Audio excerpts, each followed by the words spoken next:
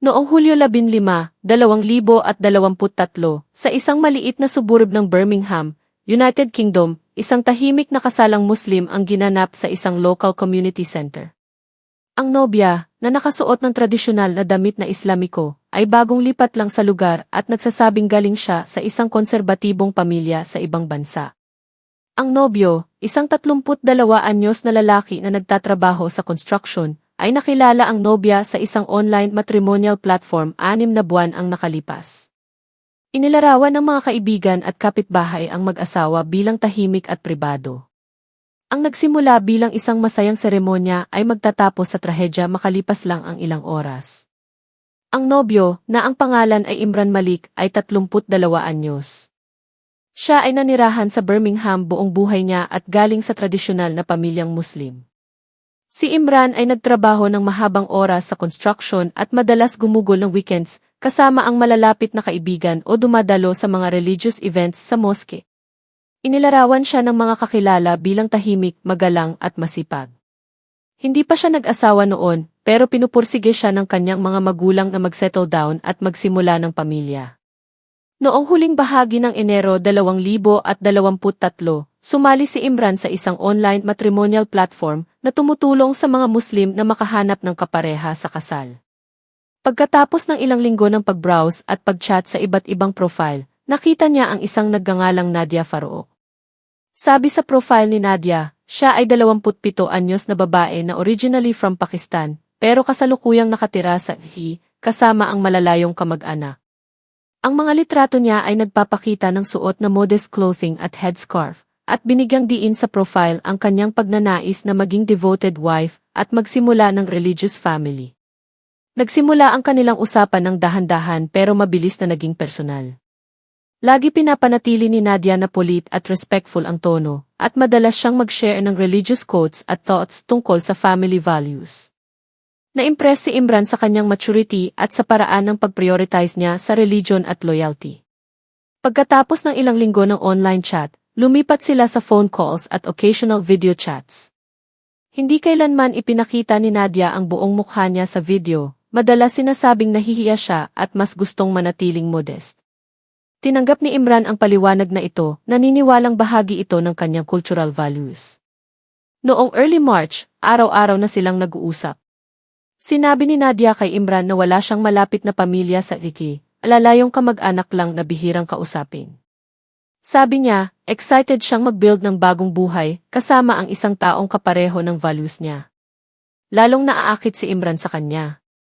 Naniniwala siyang natagpuan niya na ang hinahanap niya.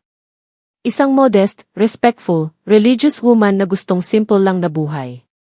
Noong Mayo, pagkatapos ng ilang buwan ng serious discussion, kinuwento ni Imran sa kanyang mga magulang si Nadia.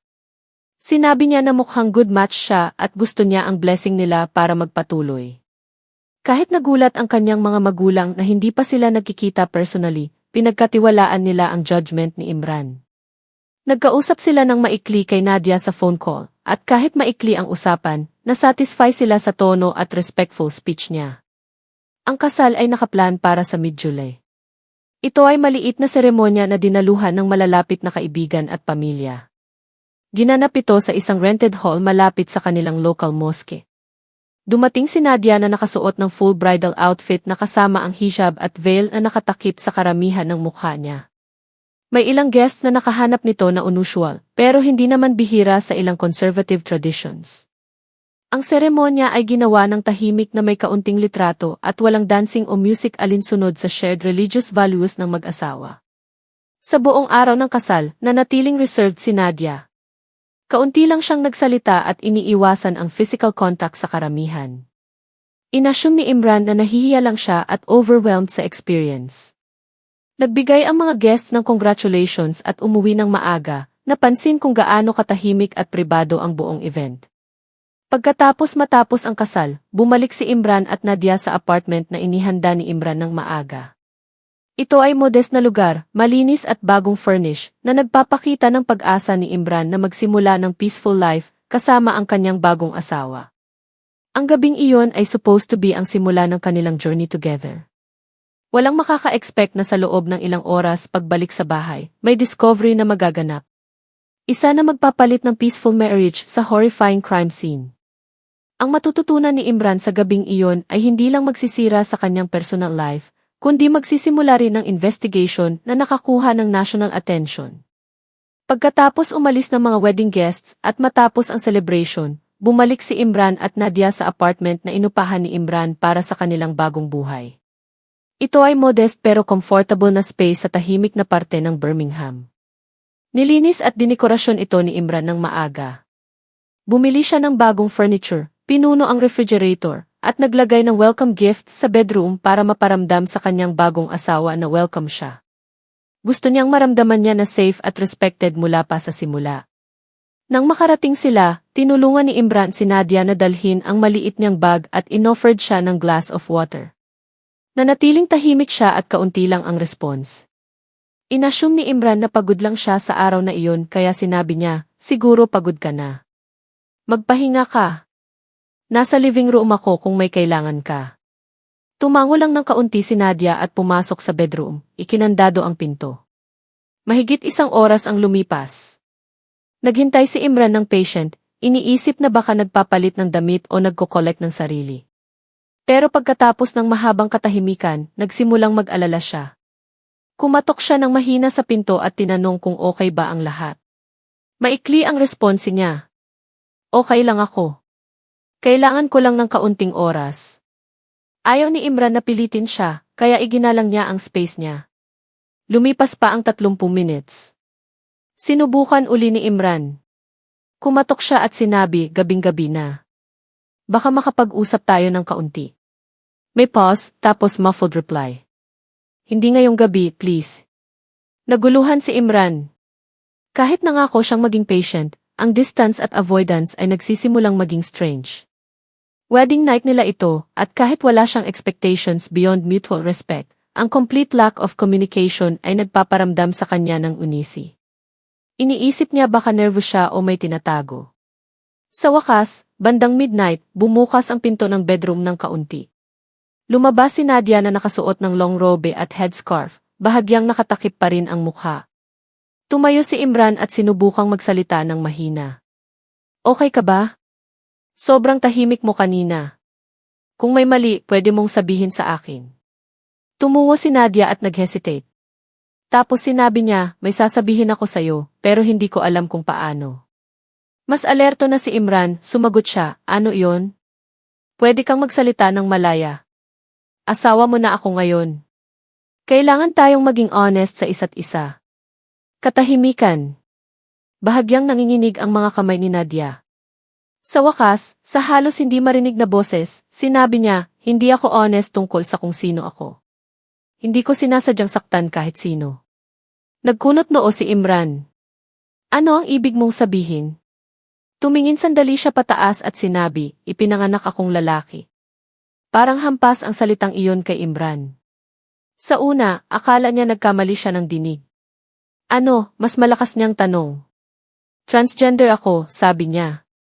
Nag-transition ako ilang taon na ang nakalipas. Natakot akong sabihin sa'yo. Akala ko kung makilala mo muna ako, baka maintindihan mo. Namutla ang mukha ni Imran. Humakbang siya pabalik.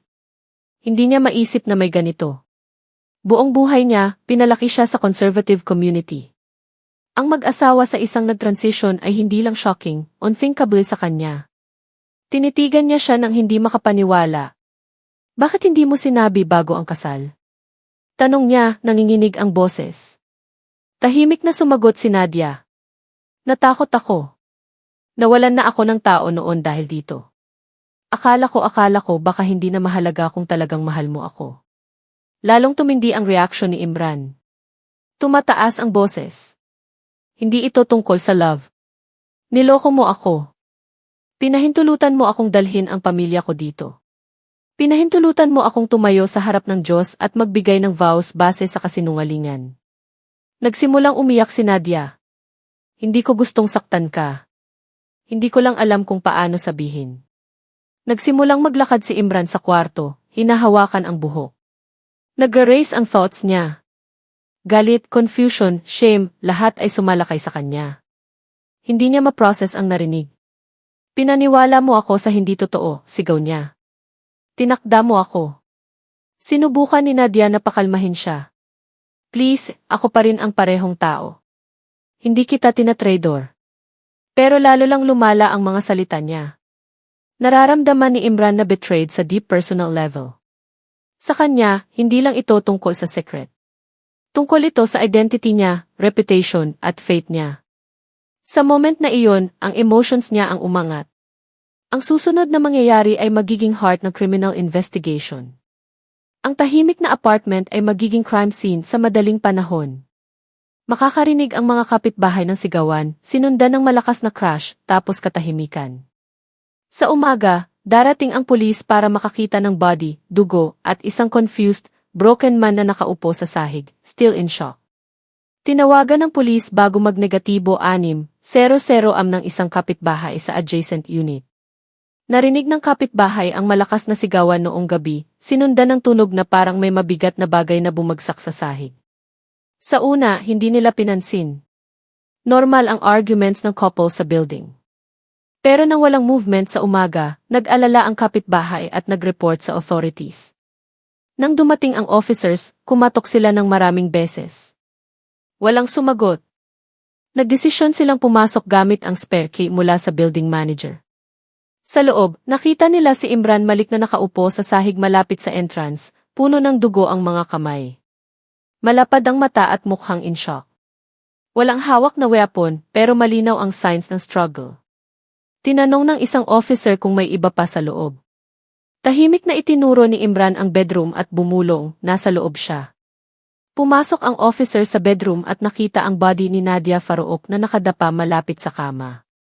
May visible bruises sa leg, arms, at mukha at dried blood malapit sa bibig at ilong. Tinawagan agad ang paramedics, pero ilang oras na palang patay si Nadia. Kinumpirma ng medical team na namatay siya sa blunt force trauma at internal bleeding. Base sa bruising pattern, paulit-ulit siyang sinuntok at sinipa. Agad na aresto si Imran at dinala sa custody. Hindi siya lumaban. Sa initial questioning, tahimik siya. Nang tanungin kung naiintindihan ang dahilan ng arrest, tumango siya. Sabi lang niya, hindi ko plano gawin to, hindi ko alam ang ginagawa ko. Napansin ng detective na emotionally distressed siya, pero physically stable. Walang drugs o alcohol. Sa susunod na oras, nag-collect ang investigators ng evidence sa apartment. Nakita nila ang bloodstain sa maraming areas ng bedroom, broken glass lamp sa sahig, at punit na damit. Kaunti lang ang gamit ni Nadia, nagpapahiwatig na bagong lipat lang. Sa maliit na bag niya, may personal items kasama ang prescription medication at identity documents. Nagpapakita ang documents na nag-change na ang legal name niya, pero older medical records ang nagkumpirma na assigned male at birth siya. Samantala, na-notify ang pamilya ni Imran. Dumating ang parents niya sa station nang hindi makapaniwala. Umiiyak ang nanay niya, paulit-ulit na tinatanong kung ano ang nangyari at bakit. Ang tatay niya, kahit shaken, sinubukang magsalita ng kalmado sa officers. Hindi pa siya nakagawa ng violent kahit kailan, sabi niya. Sigurado may misunderstanding.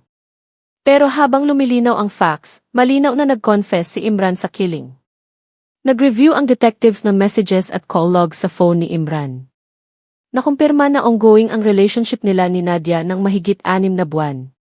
Nag-examine rin sila ng online history ni Nadia na nagpapakita ng private support group discussions para sa transgender individuals kung saan nagkwento siya ng fears niya na ma-reject, ma-attack, o masaktan kung malalaman ang identity niya.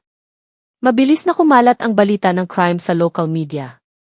Ang headlines ay nakafocus sa shocking nature ng case. Isang Muslim bride na natagpo ang patay sa wedding night niya. Habang lumalabas ang details, ang usapan ay lumipat sa issue ng identity, secrecy, at violence.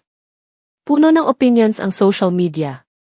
May nag-express ng sympathy kay Nadia, may nagtatanong sa decision niya na hindi mag-disclose ng mas maaga. Nag-divide ang community, may nag-offer ng prayers para sa victim at may nag-defend sa emotional state ng groom. Habang pinipiece together ng detectives ang timeline, nag-conclude sila na nagsimula ang violence nang sabihin ni Nadia kay Imran ang truth. May kapitbahay na nag-report ng malakas na thud bandang midnight hanggang 1 oras sinundan ng yelling sa English at Urdu. May isa pang resident na narinig ang glass shatter sa parehong oras. Walang tumawag sa pulis hanggang ilang oras pagkatapos na nag-delay ng potential emergency response. Sa custody, na-interview uli si Imran. Sa pagkakataong ito, nagbigay siya ng mas detailed statement. Sabi niya, nang sabihin sa kanya ni Nadia na ipinanganak siyang lalaki, nararamdaman niyang betrayed, disgusted, at humiliated. Sabi niya, nag-blackout siya at hindi na maalala ang lahat ng details. Claim niya na hindi niya plano patayin siya, pero hindi niya mapigilan ang sarili ng umangat ang galit. Na-record ang interview at ipapresenta sa court proceedings. Nagsimula ang legal team niya na mag-prepare ng defense centered sa emotional distress habang nagre-review ang prosecutors ng evidence para sa premeditation. Ang fact na walang weapons at spontaneous ang scene ay magko-complicate ng case. Samantala, nagsimulang lumabas ang background ni Nadia. Nag-transition siya 4 na taon na ang nakalipas at mostly lived in isolation, iniiwasan ang close connections dahil sa fear. Inilarawan siya ng friends niya bilang kind pero very cautious. May nagsabi na lagi siyang natatakot na mangyari ang ganito kung susubukan niyang mag-live openly. Sa private notes niya na na-recover sa phone, nagsulat siya, isang araw magiging honest ako. Sana safe ako. Habang lumilipas ang araw, parehong pamilya ay nasa shock at grief.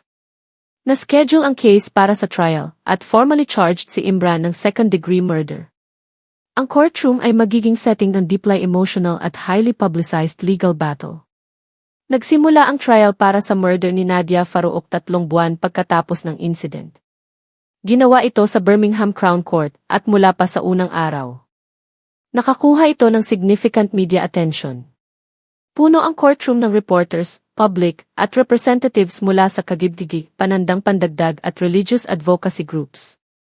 Paulit-ulit na nag-request ang judge ng respectful conduct, nagpapaalala na ang court ay para sa legal process, hindi public debate o emotional outbursts. Si Imran Malik ay nakatayo sa court charge ng second-degree murder at assault resulting in death. Nakasuot siya ng plain suit at mostly quiet sa proceedings. Ang defense attorney niya ay nag-argue na hindi premeditated ang killing. Nakafocus ang defense sa emotional distress, claiming na nag-experience si Imran ng psychological breakdown nang malaman ang identity ni Nadia at acted impulsively sa moment ng shock, fear, at confusion. Ang prosecution naman ay firm. Nag-argue sila na kahit hindi planned ang murder ng maaga, may ample opportunity si Imran na umalis, mag-de-escalate, o mag-seek ng help nang overwhelmed siya. Sa halip, sabi nila, pinili niyang mag-resort sa physical violence, resulting sa brutal at deadly outcome. Sabi ng prosecutor, shock ay hindi justification para sa murder. Kumuha si Imran Malik ng buhay noong gabing iyon. May consequences ang choice na iyon. Key evidence ang ipinakita sa court, kasama ang crime scene photos, forensic reports, autopsy results, at voice recordings mula sa neighbors na narinig ang assault. Nagpapakita ang autopsy na multiple blunt force injury si Nadia sa torso at head at hindi instant ang death niya. Ito, sabi ng prosecution, nagpapatunay na patuloy ang assault kahit seriously injured na siya, showing sustained use of force. Narinig din ng jury ang recorded confession ni Imran sa police interview. Sa recording, inamin niya, galit ako. Nararamdaman kong niloko ako. Hindi ako nag-isip, acted lang ako. Habang sinubukan ng defense na i-frame ito bilang impulsive emotional reaction, binigyang diin ng prosecution na hindi excuse ang emotions na iyon sa deadly outcome. Isa sa pinaka-emotional moments ng trial ay nang mag-testify ang former counselor ni Nadia. Binasa niya ang journal entry na ibinahagi ni Nadia sa session ilang linggo bago ang kasal. Nakasulat doon, sabi niya mahal niya ako. Naniniwala ako. Gusto kong sabihin sa kanya ang lahat, pero natatakot ako. Kung sasabihin ko, safe ba ako? Nagdulot ito ng luha sa marami sa courtroom. Nagpaint ito ng picture ng isang taong sinusubukang mag-live honestly pero fearful ng rejection o violence. Nag-testify rin ang parents ni Imran sa trial. Nagkwento sila tungkol sa background ng anak nila, religious upbringing, at kung gaano sila na-shock sa events. Sabi ng tatay niya, hindi siya violent man. May nasira sa loob niya noong gabing iyon. Pero mali ang ginawa niya at hindi namin dine iyon. Habang papalapit ang final days ng trial, narinig ang closing arguments. Nagpaalala ang prosecution sa jury na kahit mahirap i-process ang emotional aspects, malinaw ang law, ang pagkuha ng buhay bilang response sa personal discomfort, betrayal, o confusion ay murder pa rin. Ang defense ay nagsara sa pag-ask sa jury na consider ang mental state ni Imran noon, arguing na hindi born of cruelty ang actions niya, kundi psychological collapse. Pagkatapos ng 2 full weeks ng testimony, ipinadala ang jury para mag-deliberate. 2 araw sila bago bumalik ng verdict. Guilty ng manslaughter pero hindi murder. Tinanggap ng jury na hindi premeditated ang act at nangyari sa moment ng extreme emotional at mental distress, pero sumang-ayon din na excessive at unjustifiable ang level ng violence. Inanunsyo ng judge ang sentence ng somber. Si Imran Malik ay sentenced sa 12 years in prison. Kailangan niyang mag-serve ng at least 8 years bago eligible for parole. Sabi ng judge, trahedya ito sa lahat ng sides. Nawala ang isang yaong life at nasira ang isa pa. Pero kahit anong emotional context, responsible tayo sa actions natin. Violence ay hindi sagot sa truth. Kahit gaano unexpected o painful ang truth na iyon. Tahimik ang courtroom habang binabasa ang sentence. Tumitig lang si Imran ng diretsyo, walang visible reaction. Tahimik na umiiyak ang parents niya sa likod. Sa labas ng courthouse, mixed ang reactions. May nakaramdam na too light ang sentence. May nakaramdam na acknowledge nito ang emotional complexity. Closed na ang case, pero ang questions na raised nito tungkol sa identity, trust, cultural values, at violence ay nanatiling open sa minds ng marami. Pagkatapos ng conclusion ng trial at sentencing ni Imran Malik sa 12 years in prison para sa manslaughter ni Nadia Farouk, bumalik ang parehong pamilya sa separate lives nila under the weight ng intense emotional, cultural, at public pressure. Ang aftermath ng case ay naapektuhan hindi lang ang directly involved, kundi ang wider community sa Birmingham at across the EU. Si Imran ay transferred sa category ni prison facility sa labas lang ng city. Sa intake at evaluation, napansin ng prison staff ang compliant behavior at quiet demeanor niya. Inilagay siya under observation initially para sa psychological monitoring dahil sa concerns raised sa trial tungkol sa emotional stability niya. Nag-report ang prison counselors na hindi nag-express ng anger o any responsibility si Imran. Sa halip, madalas tahimik o nagpapakita ng guilt at depression. Humingi siya ng books sa prison library, mostly religious texts at biographies, at sumali sa ilang support group sessions sa prison system. Sa labas ng prison, ang legal resolution ay hindi nag-is ng pain para sa friends ni Nadia at small circle na kakilala niya. Ilang weeks pagkatapos ng sentencing, may candlelight vigil na ginanap sa memory niya sa public park sa Birmingham. Dumalo ang ilang members ng Tagidigi, Panandang Pandagdag at transgender community kasama ang local advocates at allies. May hawak silang signs na calling for protection, education, at understanding. Sabi ng isang speaker sa event, hindi deserve ni Nadia na mamatay dahil sa pagiging honest. Hindi dapat nag-cost ang truth niya ng life niya. Ang death niya ay nag-prompt sa local Dagibdigi, Panandang Pandagdag support centers na expand ang outreach efforts, lalo na sa vulnerable individuals na katulad ni Nadia na maaaring facing isolation o fear of rejection. May small scholarship fund din na sinimulan sa name ni Nadia ng group ng volunteers para suportahan ang transgender individuals na pursuing education o professional development. Nakatanggap ito ng donations mula sa buong country na sumubaybay sa trial at na-move sa story niya. Samantala, lumakas ang discussion sa religious at cultural communities. May conservative figures na nag-condemn ng violence, pero nag-criticize rin sa lack of disclosure sa relationship. May iba naman na nag-stress ng importance ng compassion at non-violence sa pag-address ng sensitive personal matters. May ilang imams at community leaders na nagsalita publicly na nag-encourage ng honest dialogue at emotional responsibility. Sabi ng isa sa sermon, kapag nahaharap sa difficult truths, hindi dapat violence ang response natin. Husgahan tayo hindi sa nakakashock sa atin, kundi sa kung paano natin hinahandle ito. Napansin din ng legal community ang impact ng trial. May criminal law experts na nag-point out ng difficulties sa balancing emotional distress as defense habang ensuring justice para sa victims, lalo na sa marginalized groups. May naniniwala na too lenient ang manslaughter verdict habang may iba na appropriate given the circumstances. Nagsimula itong isite sa academic discussions related sa gender identity, criminal intent, at emotional trauma. Sa prison, si Imran ay hindi allowed interviews, pero sa pamamagitan ng lawyer niya, nag-issue siya ng brief written statement months after sentencing. Nakasulat doon, mali ang ginawa ko. Pinagod ko ang emotions ko at may nawalang buhay.